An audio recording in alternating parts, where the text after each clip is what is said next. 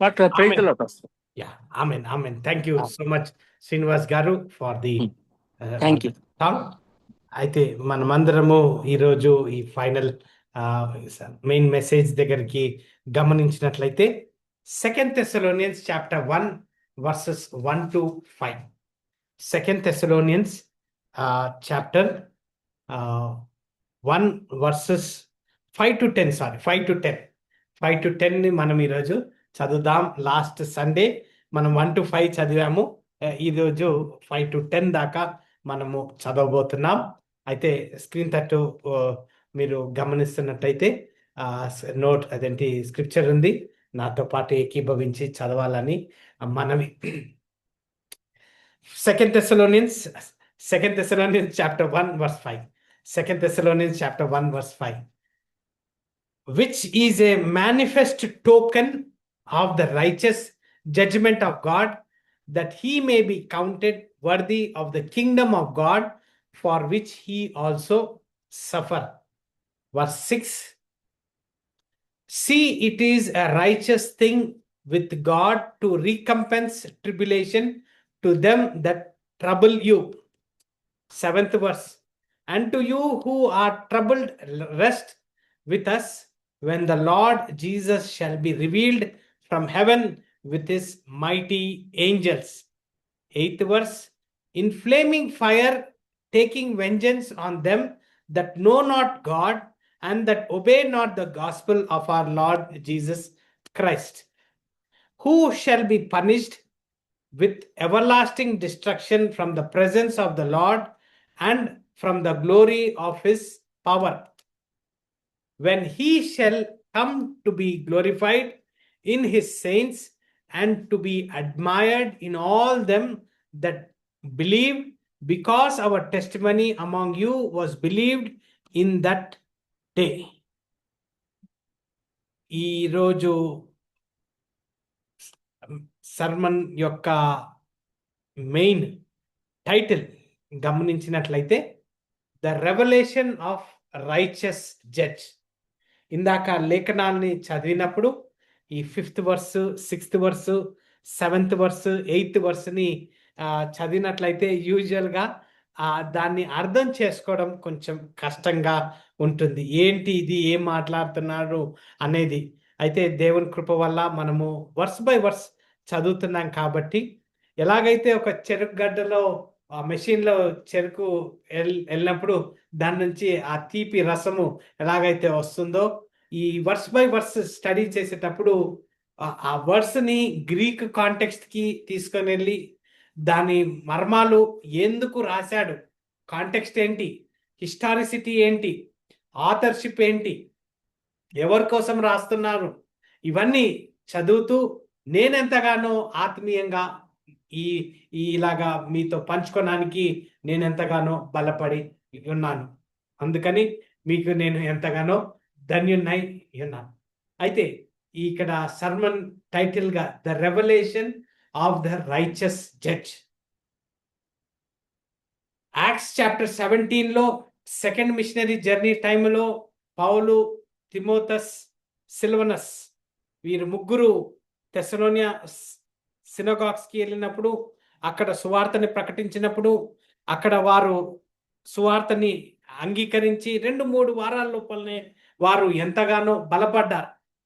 అయితే అక్కడ పర్సిక్యూషన్, రోమా ప్రభుత్వం పర్సిక్యూషన్ వచ్చినప్పుడు వారు అక్కడి నుంచి వారి ప్రాణాన్ని కాపాడుకొని అక్కడున్న పెద్దలు వారిని రాత్రిపూట పంపివేసినట్టుగా మనం లాస్ట్ క్లాస్లో, లాస్ట్ స్టడీలో, దానికంటే ముందు ఇంట్రడక్షన్లో కూడా మనం చదివి ఉన్నాం. అయితే 1 Thessalonians అంతా ఒక 2-3 years తర్వాత తిమోతిని పంపించి ఎలాగున్నారు వీరు, ఎలాగా సువార్తలో బలపరుస్తున్నారు అని ఒక అదేంటి ఎంక్వైరీ లాగా పంపించినప్పుడు పౌలు ఎంతగానో సంతోషించి ఆనందించి వారి ఆత్మీయ ఎదుగుదలని అక్కడ గమనించి 1 Thessalonians ఎంకరేజ్మెంట్గా, స్పిరిచువాలిటీగా వారు అంచెలంచెలుగా ఎదుగుతున్నదిగా వారిని ఎంతగానో ఎంకరేజ్ చేయడం అనేది మనం గమనిస్తాం. అయితే ఎప్పుడైతే తెస్సలోనియ సంఘము యేసుక్రీస్తుని అంగీకరించిందో ఆ రోజు నుంచి వారికి కఠిన శ్రమలు ఒక సైడ్ నుంచి రోమా ప్రభుత్వము, రోమా సామ్రాజ్యంలో ఉన్న ప్రభుత్వం నుంచి, తర్వాత రోమియులు వారి ఇంటి పక్కన, వారి కమ్యూనిటీ పక్కన ఉన్న వారి దగ్గర నుంచి వీరికి ఎంతగానో శ్రమలు అంచెలంచెలుగా వారికి ఇంక్రీజ్ అవ్వుకుంటూ వచ్చాయి.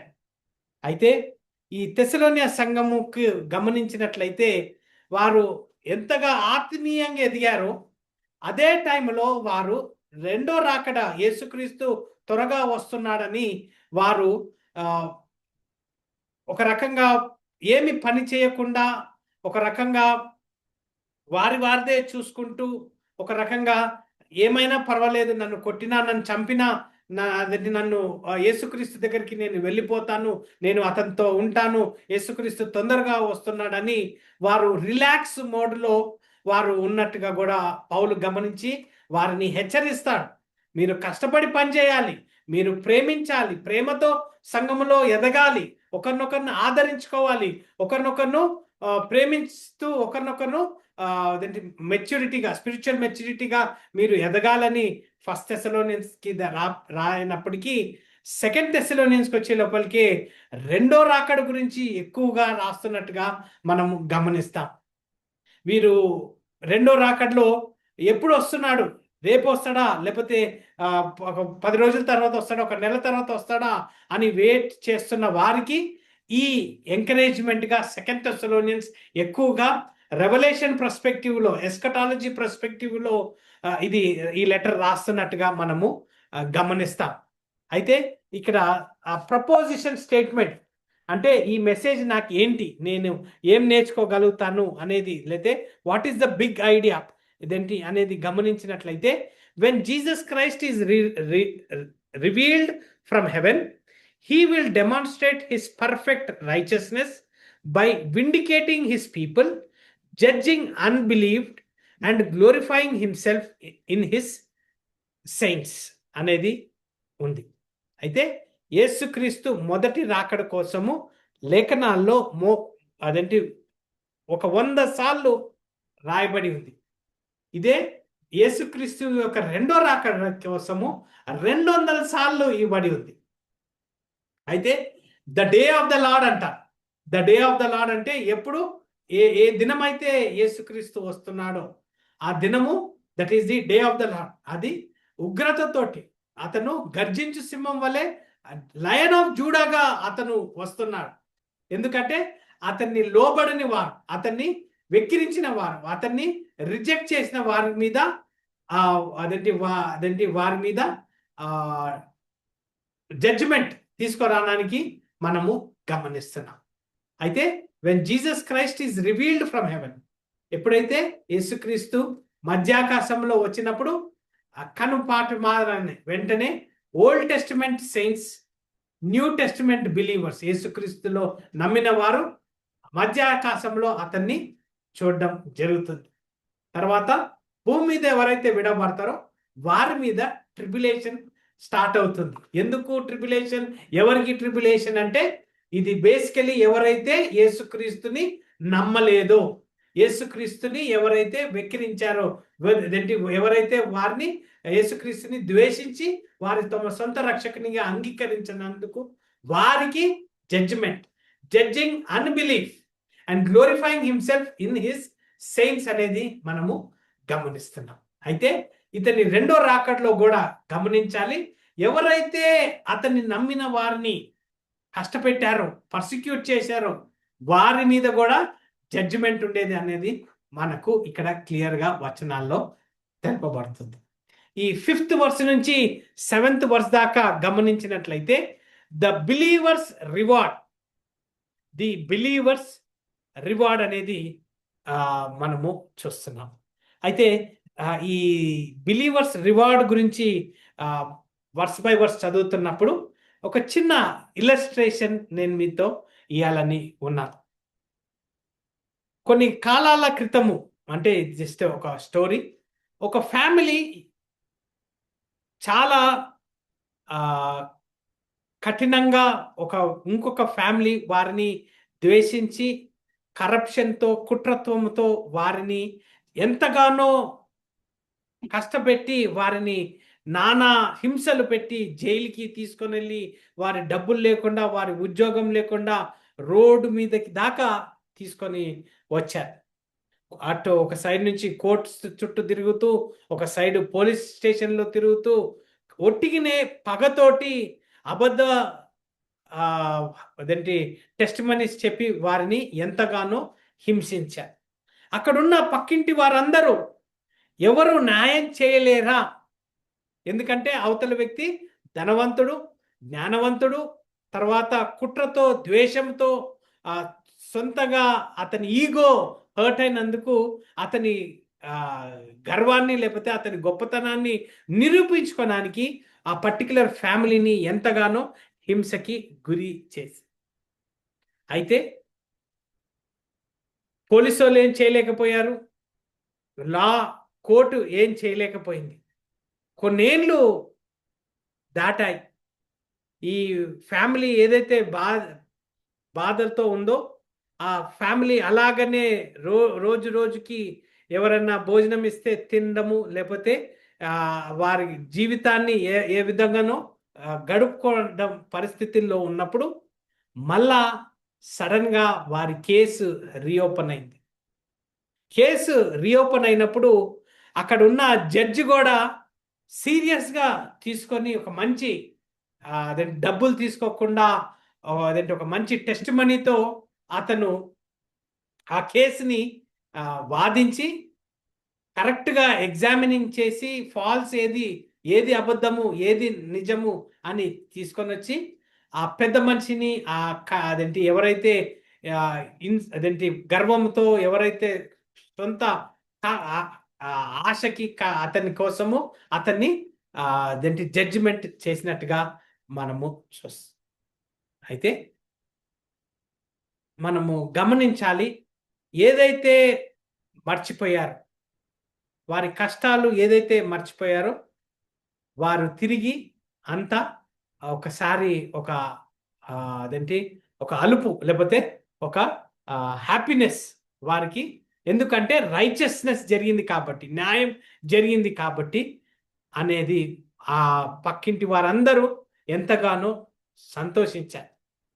అయితే ఇక్కడ ఈ సెకండ్ థెస్సలోనియన్స్ టైంలో కూడా గమనించినట్లయితే ఈ థెస్సలోనియ సంఘము గవర్నమెంట్ నుంచి రోమా సిటిజన్స్ నుంచి ఎంతగానో వారు కఠినంగా వారిని ట్రీట్ చేసినప్పుడు అన్నానికి తినడానికి లేకుండా వారు నిజ జీవితంలో జీవించడానికి కూడా అలాంటి పరిస్థితుల్లో ఉండే టైంలో ఈ సెకండ్ థెస్సలోనియన్స్ పౌలు వారికి ఒక లెటర్ ద్వారా ఎంకరేజ్మెంట్గా రాస్తున్నారు. అక్కడున్న థెస్సలోనియ సంఘస్థులైతే ఎప్పుడు మాకు న్యాయం జరుగుతుంది, ఎప్పుడు యేసుక్రీస్తు వచ్చి మమ్మల్ని తీసుకొని వెళ్ళిపోతాడు, ఈ గవర్నమెంట్ నుంచి, ఈ వేదన నుంచి, ఈ కఠిన అదేంటి సిచ్యువేషన్స్ నుంచి మమ్మల్ని ఎప్పుడు తీసుకొని వెళ్తాడు అనేది వారు మొరపెడుతున్నప్పుడు ఎప్పుడైతే ఈ పౌలు అదే ఈ థెస్సలోనియ సంఘానికి రెండో లెటర్ రాస్తాడో that is where they are all happy అనేది మనము గమనిస్తున్నాం. ఇక్కడ 5th వర్స్లో which is a manifest token అని స్టార్ట్ అవుతుంది. Which is a manifest token గమనించాలి. రెవల్యూషన్ చాప్టర్ 6 verse 10లో ఒక్కసారి చదివినట్లయితే, రెవల్యూషన్ చాప్టర్ 6 verse 10లో గమనించినట్లయితే రెవల్యూషన్ ట్రిబ్యులేషన్ టైంలో ఇక్కడ 6th chapter 10th verseలో and they cried with a loud voice saying, how long, O Lord, holy and true, dost thou not judge and avenge our blood on them that dwell on the earth? ఏదైతే tribulation టైంలో మొరపెట్టుకుంటున్నారో అలాంటి మొరనే థెస్సలోనియ సంఘము యేసుక్రీస్తు కోసము మొరపెడుతూ ఎదురు చూస్తూ ఉన్నప్పుడు రాయబడిన లెటర్లో 5th verseలో ఏమన్నా ఉంటుందంటే which is a manifest token of righteousness.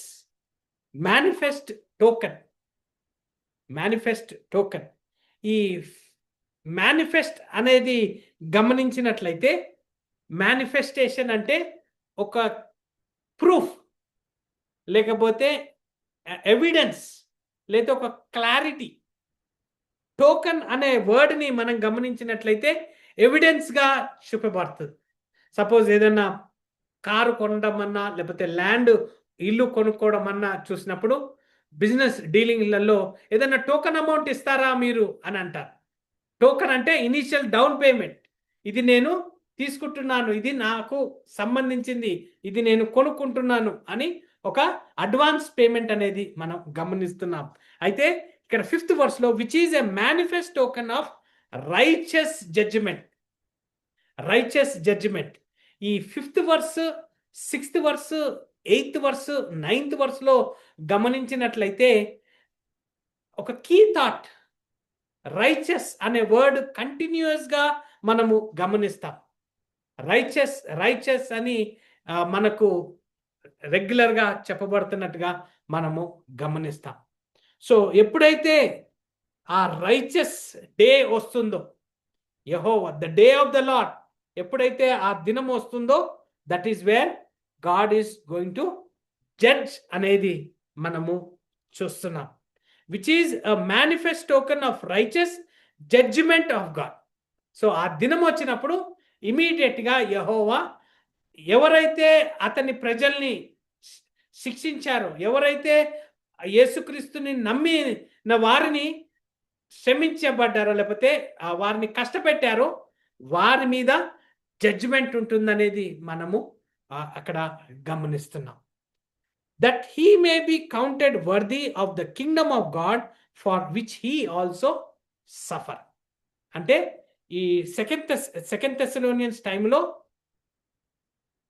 కఠిన సిచ్యువేషన్స్లో గవర్నమెంట్ నుంచి వారికి అంటే ఎలాంటి ఫెసిలిటీస్ లేకుండా, వారు మార్కెట్లో బిజినెస్ చేసుకోవాలన్నా కానీ చేసుకోలేకుండా, కొంతమంది అయితే వారిని బూతులు తిట్టి, కొట్టి, తిట్టి, మీరు క్రైస్తవులు అని వారి మీద వెక్కిరించి, నానా మాటలు వారిని చెప్పించి, వారిని సొసైటీ నుంచి వెలివేసి, అలాంటి పరిస్థితులలో ఈ తెస్సలోనియ సంఘము చిన్న చిన్న గృహాలలో వారు కూడుకుంటూ వారి ఆత్మీయతను ఎంతగానో బలపరుచుకుంటున్నప్పుడు ఈ 5th వర్స్ వారికి ఎంతగానో ఒక కంఫర్ట్ని ఇచ్చినట్టుగా మనము గమనిస్తున్నాం. ఈ 6th వర్స్లో గమనించినట్లయితే, seeing it is a righteous thing with God to recompense. Seeing it a righteous thing with God to recompense tribulation to them that trouble you. అంటే రికంపెన్స్ అంటే పేబ్యాక్ లేకపోతే రీపే. రికంపెన్స్ అంటే మరొక వర్డ్, దాని meaning payback అన్న, repay అన్న. So ఎప్పుడైతే ఈ ఇంటెన్స్ ప్రెషర్ తెస్సలోనియ సంఘాన్ని, లేకపోతే యేసుక్రీస్తుని నమ్మిన వారికి ఈ ప్రెషర్ వచ్చిందో, వారి మీద యెహోవా ప్రతీకారం తీసుకుంటాడు అని అక్కడ చెప్పబడుతుంది. సో గమనించాలి, ఈ తెస్సలోనియ సంఘానికి రాసినప్పుడు ఆ లెటరు తిమోతి వెళ్ళి తెస్సలోనియ సంఘానికి ఇచ్చినప్పుడు అక్కడ లెటర్ చదివి అక్కడ ఇంకొక కాపీ చేసుకొని ఆ లెటర్ని ఇంకొక సంఘానికి పంపించేవారు. సో ఇట్స్ నాట్ ఓన్లీ తెస్సలోనియ, కొరింథీ సంఘానికి, ఇతర సంఘాలకి కూడా అవి ఒక లెటర్ కాపీగా వెళ్ళింది. ఇప్పుడైతే మనకు ప్రింటింగ్ ప్రెస్ వచ్చింది, ఇమీడియట్గా కాపీస్, ఇప్పుడైతే మనం online digital media, WhatsApp button నొక్కగానే ఫాస్ట్గా వెళ్ళిపోతాయి. కానీ ఆ కాలాలలో ఆ లెటర్ చదివి దాన్ని వారు మెమరైజ్ చేసేవారు, తర్వాత వారు కాపీ చేసి ఇతర సంఘాలకి వారు పంపించేవారుగా మనము గమనిస్తున్నాం. అయితే ఇక్కడ 6th verse, seeing it is righteous thing with God to recompense tribulation. Righteous thing అంటే రైచియస్ జడ్జిమెంట్ అని 5th వర్స్లో వాడబడుతుంది. 6th వర్స్లో recompense, righteous thing with God to recompense tribulation. అంటే ఏదైతే యేసుక్రీస్తు అతని వచ్చినప్పుడు ఎప్పుడైతే ఆ పేబ్యాక్, ఆ రీపే, ఆ పర్సిక్యూషన్ చేసినందుకు, వారిని కష్టపెట్టినందుకు it is righteous to create అదంటే ఒక యాక్షన్ లేకపోతే ఒక పే బ్యాక్ అనేదిగా మనము గమనిస్తున్నాం. ఇక్కడ రోమన్స్ చాప్టర్ 12 వర్స్ 19ని చదివినట్లయితే, Romans chapter 12 verse 19, Romans chapter 12 verse 19ని ఒక్కసారి చదువుదాం. పౌలు రోమీయులకు రాసిన వాళ్ళకి ఎలాగా రాస్తున్నాడో ఒక్కసారి మీకు గుర్తు చేయాలని ఉంది. Romans chapter 12 verse 19. Dearly beloved, avenge not yourself, but rather give place unto wrath, for it is written, vengeance is mine, I will repay, says the Lord. Vengeance is mine and I will repay, says the Lord. ఏం చెప్పబడుతుందండి ఇక్కడ? అదేంటి వీరి Roman ప్రజలకి మీరు avenge not, ఇది తెలుగులో ఇంకా బాగుంటుంది కానీ అదేంటి ప్రియులారా మీకు మీరే పగ తీర్చుకొనక దేవుని ఉగ్రతకు చోటియుడి. పగ తీర్చుట నా పని, నేనే ప్రతిఫలమునిత్తును అని ప్రభు చెప్పుచున్నాడని వ్రాయబడి ఉన్నది. ఆమేన్. సో అక్కడ క్లియర్ గా మనకు పౌలు రాస్తున్న మాటలు, it is God who will take revenge, vengeance is mine అంటున్నాడు. Vengeance is mine. మనం కష్టకాలంలో స్పెషల్లీ ఏంటి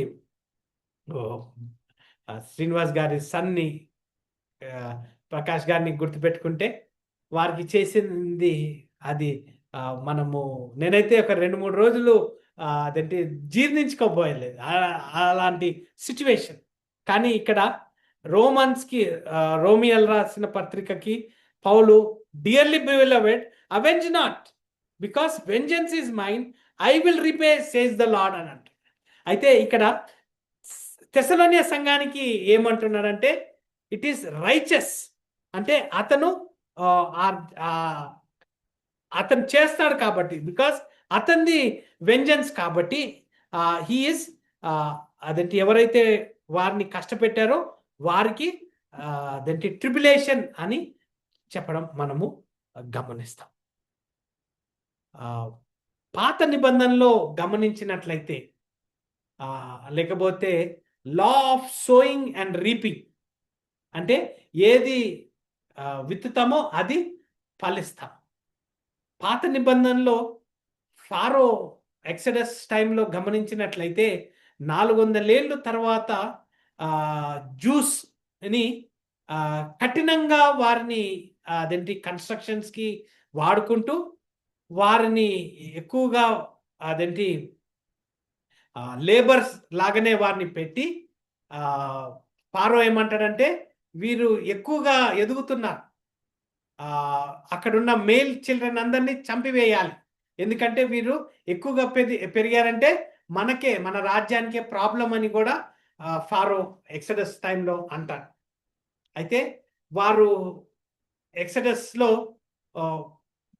యెహోవాకి మొరపెట్టుకున్నప్పుడు మోషే ద్వారా వారిని అదేంటి బయటికి తీసుకొని వచ్చినట్టుగా 6 లక్షల కాలబలం వారు బయటకు వచ్చినట్టుగా మనం గమనిస్తాం. కానీ ఫారో తర్వాత అక్కడున్న ఈజిప్షియన్స్ ఎవరైతే ఈ ఇజ్రాయలైట్స్ని కఠినంగా వారిని హ్యాండిల్ చేశారో, అదేంటి 10 ప్లేగ్స్ వచ్చినా కానీ 9 ప్లేగ్స్ దాకా ఫారో ఒప్పుకోలేదు. ఎప్పుడైతే అతన్ని ఓన్ కుమారుణ్ణి చంపివేశాడో అప్పుడు వారిని వెళ్ళమని పంపించాడు. కానీ ఫారో హృదయం కఠినంగా ఉంది. ఏం చేశాడంటే వారిని బయటకు పంపించి మళ్ళా అతనుకున్న సైన్యాన్నంతా మళ్ళా వారిని తిరిగి తీసుకురావడానికి పంపించినప్పుడు వారందరూ ఆ నైల్ నదిలో అదేంటి ఆ నీళ్ళలో వారు కొట్టుకోపోయినట్టుగా కూడా మనము గమనిస్తాం.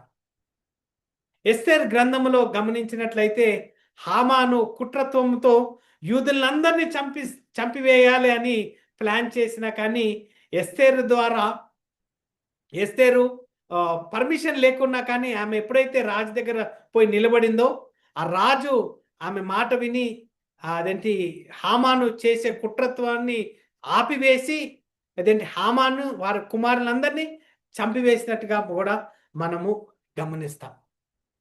అయితే రెవల్యూషన్ చాప్టర్ 20 వర్సెస్ 11-5ని మనము గమనించినట్లయితే ఈ రైచస్ జడ్జిమెంట్ గురించి మనకు క్లియర్గా చెప్తుంది. రెవల్యూషన్ చాప్టర్ 20 వర్సెస్ 11-5 ఒకసారి చదువుదాం. ఈ రెవల్యూషన్ చాప్టర్ 20లో ఏమవుతుందంటే ఇది ఆల్మోస్ట్ లాస్ట్ టైంలో లేకపోతే యేసుక్రీస్తు రెండో రాకడ వచ్చినప్పుడు, అంటే 1000 ఏళ్ల పరిపాలన అయిన తర్వాత గ్రేట్ వైట్ థ్రోన్ జడ్జిమెంట్ అంటే which is the last and final judgement. అక్కడ ఎలాగా అనేది 11th వర్స్ చూసినట్లయితే రెవల్యూషన్ చాప్టర్ 20 వర్సెస్ 11, 12-15 దాకా ఒక్కసారి చదువుదాం.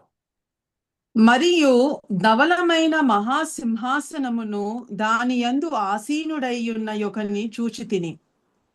భూమి ఆకాశములు ఆయన సముఖము నుండి పారిపోయెను, వాటికి నిలువ చోటు కనబడకపోయెను.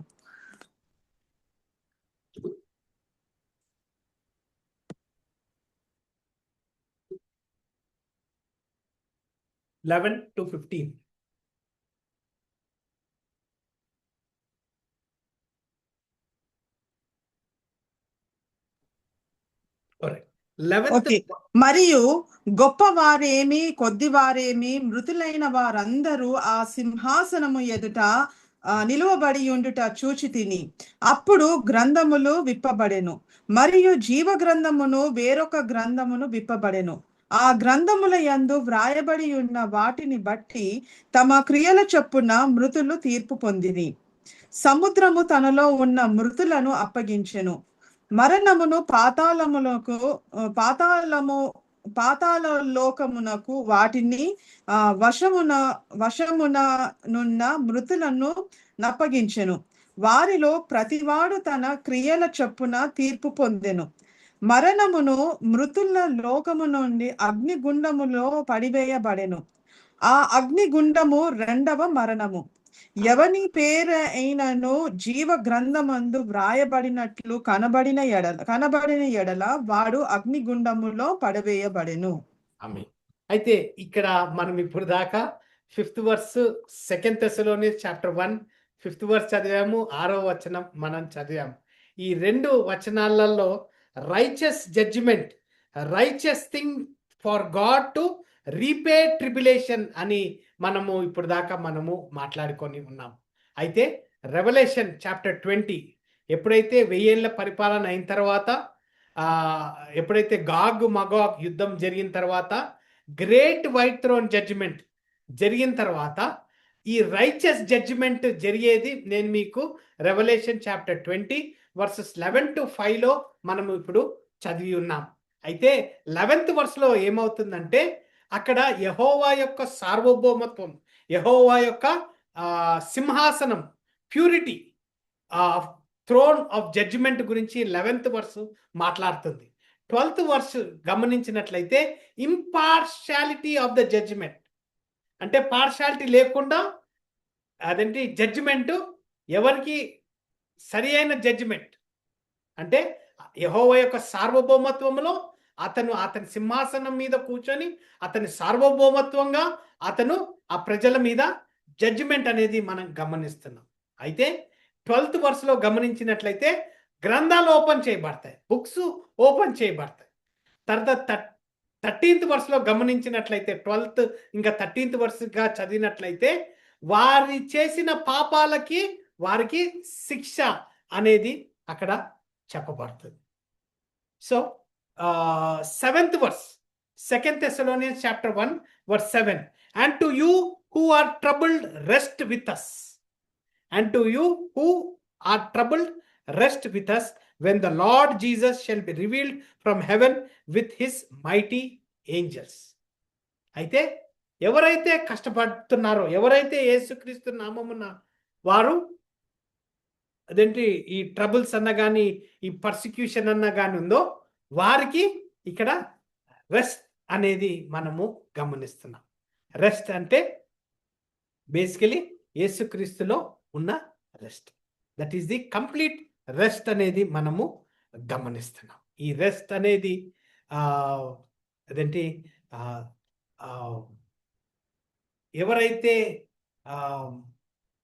అంటే వారి జీవితాన్ని కష్టంగా జీవిస్తున్నారో వారు ఆ దినాలు ఆ క్షణాలు అన్ని గుర్తుపెట్టుకున్నప్పుడు ఈ 7వ వచనములో మీరు మాతో పాటు అంటే పౌలు, సిల్వనస్, తిమోతి మనమందరం కలిసి యేసుక్రీస్తులో వి విల్ రెస్ట్ అనేది మనము అంటే రెస్ట్ అంటే రిలాక్సింగ్గా వి విల్ బి రిలాక్స్డ్ అనేది మనము గమనిస్తున్నాం. సో ఎప్పుడు అది అవుతుంది? ఎప్పుడైతే when lord Jesus Christ shall be revealed అని అంటుంది. రివీల్డ్ అంటే అన్వేల్ అంటే అపోకలిప్సిస్ అని అంటారు. అపోకలిప్సిస్ అంటే ర్యాప్చర్ జరిగినప్పుడు ఈ అపోకలిప్సిస్ అనేది మనం గమనించినట్లయితే ర్యాప్చర్ అని పదాన్ని మనము చాలాసార్లు వింటాం. ఈ ర్యాప్చర్ అనేది యేసుక్రీస్తు మధ్యాకాశంలో బూర మోగినప్పుడు ఎప్పుడు మోగుతుంది అంటే ఎప్పుడైతే ఆ లాస్ట్ వ్యక్తి యేసుక్రీస్తుని తన సొంత రక్షకునిగా అంగీకరించిన అప్పుడు దాకా వీ హ్యావ్ టు వెయిట్. ఎందుకు రావట్లేదు, తొందర రావచ్చు కదా అనేసి మీరు అనొచ్చు. కానీ భూమి మీద లక్షల కొలది మంది ఉన్నారు. వారికి ఆపర్చునిటీ తర్వాత ఆపర్చునిటీ ఇవ్వబడుతుంది. ఎందుకు? యేసుక్రీస్తుని ఈ భూమి మీద ఉన్నప్పుడు సజీవంగా ఉన్నప్పుడు వారు యేసుక్రీస్తుని తమ సొంత రక్షకునిగా అంగీకరించడానికి. అయితే ఎప్పుడైతే ఆ లాస్ట్ వ్యక్తి నేను యేసుక్రీస్తుని నమ్ముతున్నాను నా సొంత రక్షకునిగా, అతను నా కోసం శిలువ మీద మరణించి 3వ దినాన పునరుద్ధానుడై లేచి యేసుక్రీస్తు నన్ను క్షమించు, నేను పాపిని, నన్ను రక్షించు దేవా అని ఎప్పుడైతే అంటాడో ఆ లాస్ట్ వ్యక్తి ఇమీడియట్ గా నెక్స్ట్ మూమెంట్ యేసుక్రీస్తు వస్తాడు. అది మనకు తెలియదు, కానీ అతనికి తెలుసు. ఆ దినము ఎప్పుడు వస్తుందో మనకు తెలియదు. అది ఒక దొంగ ఎలాగైతే ఒక ఇంటికి దొంగతనానికి వస్తాడో, ఎలాగైతే అంతా కామున్నప్పుడు సడన్ గా జరుగుతుంది. టైం లేదు కాబట్టి నేను మీకు కొన్ని వచనాలు మీతో షేర్ చేసుకోవాలని ఉన్నాను. మీరు రాసుకోండి. జస్ట్ మళ్ళా మీరు టైం తీసుకొని దీన్ని చదవాల్సి మనవి. 1 Corinthians chapter 1 verse 7 చూసినట్లయితే, so that he come behind in no gift waiting for the coming of the Lord Jesus Christ అని 1 Corinthians chapter 1 verse 7 లో ఉంది. ఇదే 1 Peter chapter 1 verse 7 లేతే 1 Peter chapter 1 verse 13 లో కూడా గమనించినట్లయితే ఆ విధంగానే రాయబడి ఉంది. తర్వాత 1 Peter chapter 4 verse 13, but rejoice in as much as ye are partakers of Christ's suffering, that when his glory shall be revealed, he may be glad also with exceeding joy. Luke chapter 17 verse 13 చూసినట్లయితే, even thus shall it be in the day when the Son of Man is revealed అని చెప్పబడుతుంది. ఇవన్నీ యేసుక్రీస్తు యొక్క rapture ఎప్పుడు మధ్యాకాశంలో వచ్చే సంబంధించిన వచనాలు. 1 Corinthians chapter 1 verse 7, 1 Peter chapter 1 verse 7, 1 Peter chapter 1 verse 13, 1 Peter chapter 4 verse 13, తర్వాత Luke chapter 17 verse 30. సో ఇవన్నీ అతని ర్యాప్చర్ అపోకలిప్సిస్ టైంకి. అది ఎందుకు అంటే సంఘాన్ని తీసుకొని వెళ్ళడానికి. నేను ఎప్పుడైతే రక్షింపబడ్డానో అప్పుడే నా పాపాలన్నింటినీ క్షమించబడ్డాయి. రేపు ట్రిబులేషన్ వచ్చేటప్పుడు ఎవరి కోసం ట్రిబులేషన్? ఎవరైతే యేసుక్రీస్తుని నమ్మలేదు వారు భూమి మీద వదిలివేయబడతారు. ఎవరైతే యేసుక్రీస్తుని నమ్మారో మధ్యాకాశంలో ఎప్పుడైతే అతని దూతలతో బూర మోగినప్పుడు అదేంటి ఫస్ట్ ఓల్డ్ టెస్టిమెంట్ సెయింట్స్ అంటే పాత నిబంధనలో చనిపోయిన వారందరూ ఫస్ట్ పునాదులు అదేంటి బరియల్ గ్రౌండ్ నుంచి ఫస్ట్ అలా వారు మరణించి వారు ఫస్ట్ ఎత్తబడతారు. తర్వాత జీవించిన వారు న్యూ టెస్టిమెంట్ బిలీవర్స్ క్రైస్తవులంగా సంఘంగా మనము ఎత్తబడతాం. ట్రిబులేషన్ టైంలో సంఘము ఉండదు. మనము సంఘము ఎందుకంటే సంఘానికి అతని సొంత రక్తాన్ని చిందించాడు. అతని సొంత రక్తాన్ని చిందించి శిలువ మీద మరణించి 3వ దినాన పునరుద్ధానుడై లేచాడు. సో నేను ఎప్పుడైతే యేసుక్రీస్తుని నమ్మానో నేను సంఘములో అదేంటి I'm a body of Christ. అయితే రేపటి దినం ట్రిబులేషన్లో ఉన్నప్పుడు సంఘము ఎత్తబడుతుంది, ర్యాప్చర్ అవుతుంది. దాని తర్వాత is what we see tribulation అనేది మనం గమనిస్తున్నాం. ఈ ర్యాప్చర్ అనేదిగా గమనించినట్లయితే విత్ హిస్ మైటీ ఏంజల్స్ తోటి మాథ్యూ చాప్టర్ 24:31 చదివినట్లయితే he shall send his angels with a great sound of trumpet and they shall gather together his elect from the 4 winds from one end of the earth to the other అనేది మనము గమనిస్తున్నాం. ఇదే Jude 14లో కూడా మనము చదువుకోవచ్చు. అయితే ఈ 5th verse నుంచి 7th verse దాకా ఇది బిలీవర్స్ యొక్క reward. This is the believers యొక్క రివార్డ్. ఎవరైతే యేసుక్రీస్తుని నమ్మారో this is what the reward is for them. వారికి ఇది బహుమతిగా యేసుక్రీస్తు ఇవ్వబోతున్నారు. తర్వాత 8th verse నుంచి 9th verseలో గమనించినట్లయితే ఎవరైతే యేసుక్రీస్తుని నమ్మలేదో, ఎవరైతే యేసుక్రీస్తుని ద్వేషించారో, ఎవరైతే యేసుక్రీస్తుని నమ్మిన వారి మీద బూతులు కొట్టడము, తిట్టడము, కఠినంగా ప్రవర్తించడము, వారి మీద 8th verse నుంచి 9th verse దాకా మనం గమనిస్తున్నాం. ఇన్ ఫ్లేమింగ్ ఫైర్ అంటే ఇక్కడ ఎలాగా అతని ఉగ్రతను అతను ఎలాగా పగ తీర్చుకుంటున్నాడంటే అగ్నితోటి అతను ఆ పగని తీసుకుంటున్నట్టుగా మనము గమనిస్తున్నాం. రెవల్యూషన్ చాప్టర్ 1 verse 14లో గమనించిన, రెవల్యూషన్ చాప్టర్ 2 verse 18లో గమనించిన, రెవల్యూషన్ చాప్టర్ 19 verse 12లో గమనించిన యేసుక్రీస్తు కళ్ళు ఎలాగున్నాయంటే ఫ్లేమింగ్ ఫైర్గా ఉంది. అతని ఉగ్రత అంటే జడ్జిమెంట్. కళ్ళు పెట్టావే అని అంటారు, అంటే కోపాన్ని వ్యక్తపరుస్తున్నట్టుగా మనము గమనిస్తున్నాం. ఇది ఐజియా చాప్టర్ 30 verse 26లో చదివినా, లేకపోతే ఐజియా చాప్టర్ 66 verses 15 to 16ని చదివినా, లేకపోతే జెకరియా చాప్టర్ 14 verse 12ని చదివినా, లేకపోతే రెవల్యూషన్ చాప్టర్ 16 verse 9ని చదివినా, లేకపోతే మీకా చాప్టర్ 1 verses 3 to 5 చదివినా దీని గురించి క్లియర్గా చెప్పబడుతుంది. టైం లేదు కాబట్టి నేను కొంచెం త్వరగా ముగిస్తున్నాను. ఇంకొక 5 నిమిషాల్లో నేను ముగిస్తాను. ఈ ఫైర్ గురించి మనము గమనించినట్లయితే 2 Peter చాప్టర్ 3 verses 10 to 12లో చదివినట్లయితే మనకు ఇంకా క్లారిటీ వస్తుంది.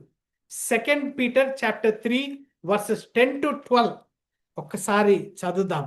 2 Peter చాప్టర్ 3 verses 10 to 12 ఏమంటుందంటే,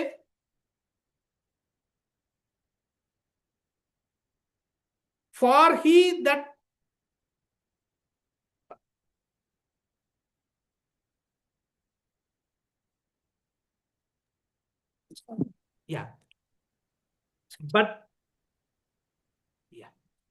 but the day of the Lord will come as a thief in the night,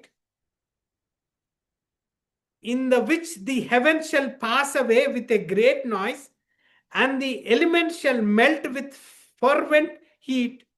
The earth also and the works that are therein shall be burnt up.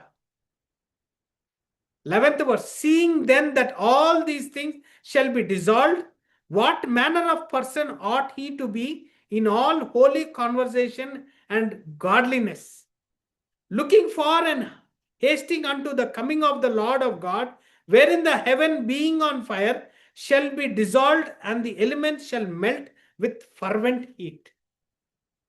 ఎవరైతే విడవబడతారో ఆ యెహోవా యొక్క ఉగ్రత మనుషులని melt చేసేస్తుందంట.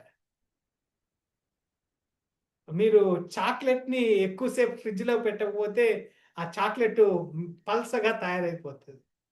మనిషి శరీరాన్ని ఇట పట్టుకున్నట్టయితే పల్సగా ఇట కారిపోతుంటే ఎలా ఉంటుంది, అలా అంత వేడితో అలాంటి అగ్నితో వారి మీద యేసుక్రీస్తు అతని ఉగ్రతను అదేంటి తీసుకురాబోతున్నాడు అనేది మనం గమనిస్తున్నాం.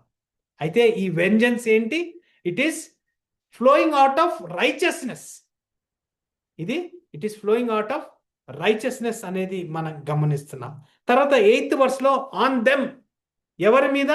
On them. ఎవరు అంటే ఎవరైతే యేసుక్రీస్తుని నమ్మలేదు, ఎవరైతే యేసుక్రీస్తుని తెలుసుకోలేదో వారి మీద అని ఇక్కడ 8th verse చెప్పబడుతుంది. And that obey not the gospel of the Lord Jesus Christ. ఎవరైతే యేసుక్రీస్తు సువార్తని అంగీకరించలేదు, యేసుక్రీస్తు సువార్తని అంగీకరించలేదు. 9th verse గమనించినట్లయితే, who shall be punished with ever-lasting destruction from the presence of the lord and from the glory of the power. ఇది punishment, paying the penalty. చాలాసార్లు చిన్నప్పటి నుంచి హోంవర్క్ రాకపోతే పనిష్మెంట్ అనేది మనకు నేర్పించారు. ఏదైనా తప్పిదం చేస్తే పనిష్మెంట్. కానీ ఈ పనిష్మెంట్ చిన్నది కాదు, యెహోవా ఇస్తున్న పనిష్మెంట్. కానీ ఇది ఎవర్-లాస్టింగ్ టు ఎవర్-లాస్టింగ్ ఉంటుంది.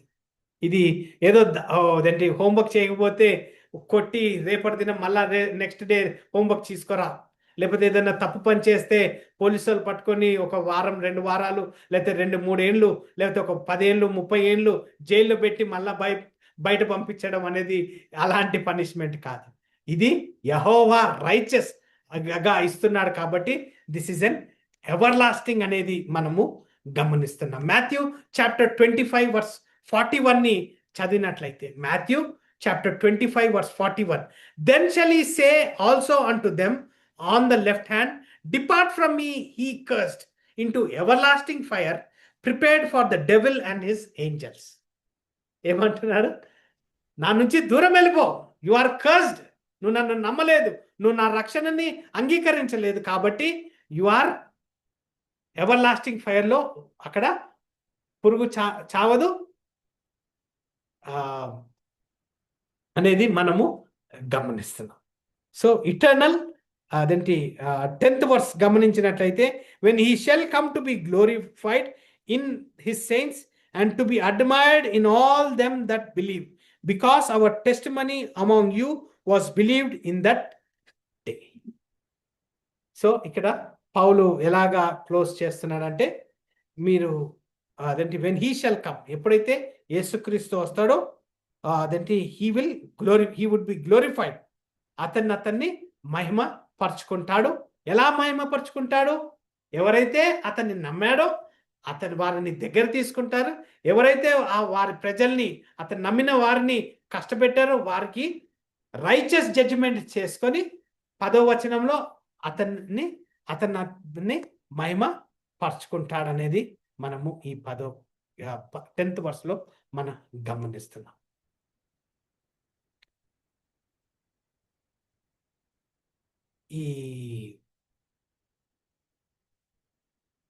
ఈ 5th verse నుంచి 10th verse దాకా మనం గమనించినట్లయితే, యెహోవా యొక్క క్యారెక్టర్ రోమన్స్ చాప్టర్ 12 చదివినట్టుగా అతని ఉగ్రతని మనకు కనపరుస్తున్నామనేది మనము గమనిస్తున్నాం. సో ఒక చిన్న ఇలస్ట్రేషన్ చెప్పేసి నేను మీతో అదేంటిది క్లోజ్ చేయాలనేసి ఉన్నాను.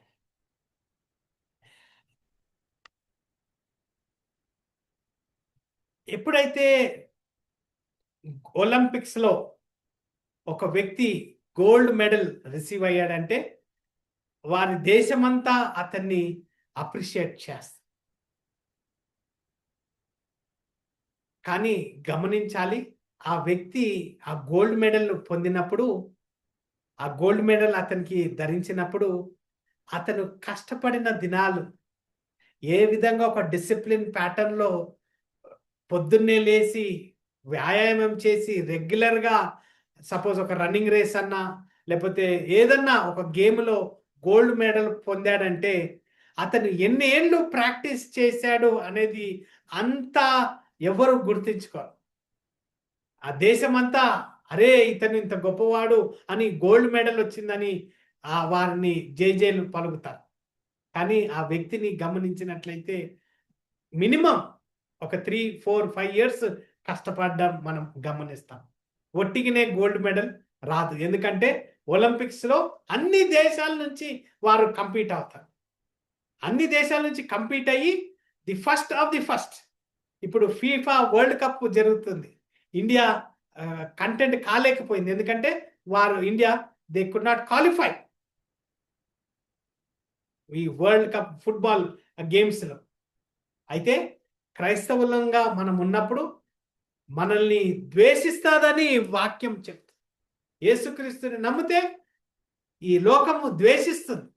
అయితే మనము యేసుక్రీస్తుని నమ్మాం కాబట్టి ఈ కష్టంగా జీవిస్తూ మన పేర్లు క్లియర్గా చెప్పుకోలేము, నేను క్రైస్తవుని అని క్లియర్గా చెప్పుకోలేము, వాళ్ళలో మనము కలిసిపోయి మాట్లాడాల్సి వచ్చే పరిస్థితులు కూడా చాలాసార్లు ఉన్నాయి.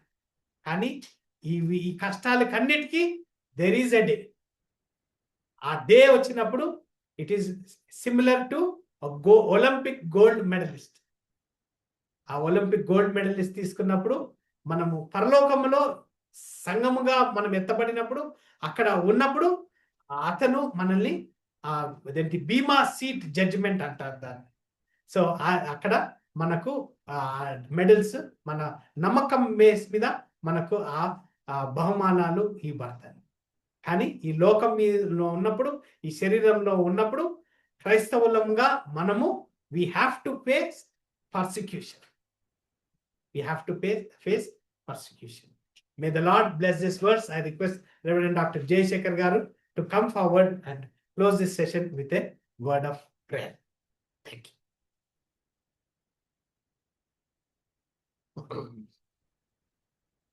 ప్రభునామ స్తోత్రములు. ప్రార్థించుకుందాం. విత్తబడిన వాక్యం మనం మనసులలో అది నిలిచి ఉండేలాగున ఆదరణ పొందినటువంటి వాక్యమును బట్టి స్తోత్రాలు. ప్రియమైన ప్రభువా, పరలోక తండ్రి, ఘనతయు మహిమయు ప్రభావాలు ఆరోపిస్తూ నీ దాసుని ద్వారా అప్పుడు 2వ తెస్సలోనిక రాసిన పత్రిక 1వ అధ్యాయం 5 నుండి 10 వరకు తండ్రి నీతిని గురించి అనీతిని గురించి, నమ్మిన వారిని బట్టి నమ్మని వారిని బట్టి, విధేయులను బట్టి అవిధేయులను బట్టి దేవుని యొక్క తీర్పు ఎలా కఠినంగా ఉంటుందో ప్రభు మా గమనానికి తెచ్చినందుకే నీకు స్తోత్రాలు చెల్లిస్తున్నాం.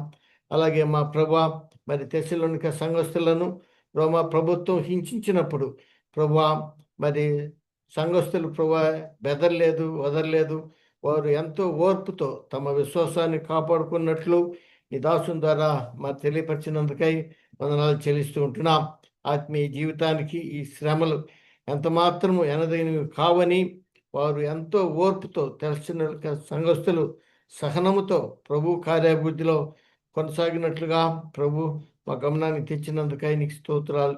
వారు ఏ విధంగా మరి ఆ సంఘస్థులు వారు ఇచ్చిన సాక్ష్యాన్ని బట్టి వీరు యేసుక్రీస్తు ప్రత్యక్షత కొరకు ఎదురు చూచిన వారుగా నాయన మరి ఉన్నట్లుగా నీకు స్తోత్రాలు చెల్లిస్తున్నాం.